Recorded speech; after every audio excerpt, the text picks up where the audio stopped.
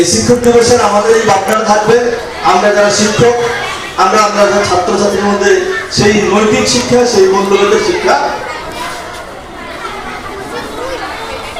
জাগ্রত করতে হবে, তাদের মধ্যে তৈরি করতে হবে। এই এই প্রযুক্তির যুগে কখনো শিক্ষককে অস্বীকার করা যায় না। অর্থাৎ শিক্ষক না থাকলে যখন আমি স্মার্ট ক্লাস করতে পারি বা টেকনোলজি দিয়ে ক্লাস করতে পারি, সেটা সত্যি এবং সেটা ঠিক আছে, এবং সেই ক্লাসটা আরো প্রাণবন্ত হয় যদি টেকনিক্যাল ক্লাস করি। কিন্তু এটাকে মানতে হবে যে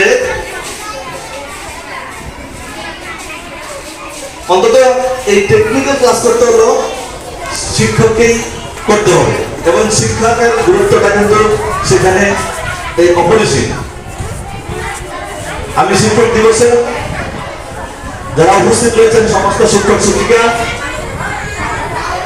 শ্রদ্ধেয় অভিভাবক অভিভাবিকা এবং প্রিয় ছাত্রছাত্রীরা, সবাইকে শুভেচ্ছা এবং অভিনন্দন জানাচ্ছি আজকের এই ছোট প্রোগ্রামে আপনাদের সবার সহযোগিতা করার জন্য এবং এই ছোট্ট পরিসরে এই অনুষ্ঠান করার জন্য সবাইকে অভিনন্দন এবং শুভেচ্ছা জানাচ্ছি।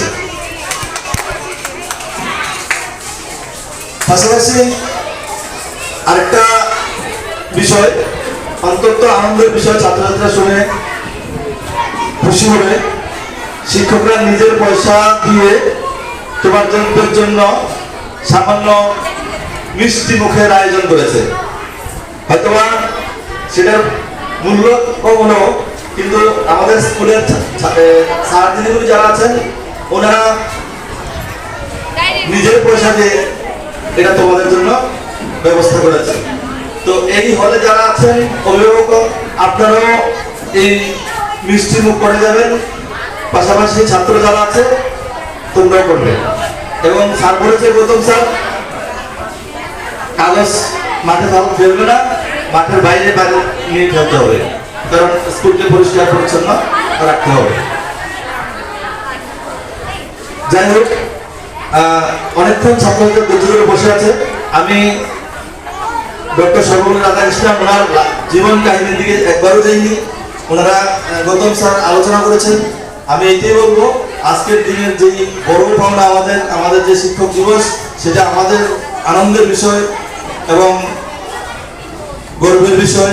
আজকে ভারতবর্ষ গর্বের দিন, কিন্তু আন্তর্জাতিক শিক্ষক দিবসও তো আছে, ওয়ার্ল্ড দিন, সেটা কিন্তু 5 অক্টোবর, মনে রাখতে হবে।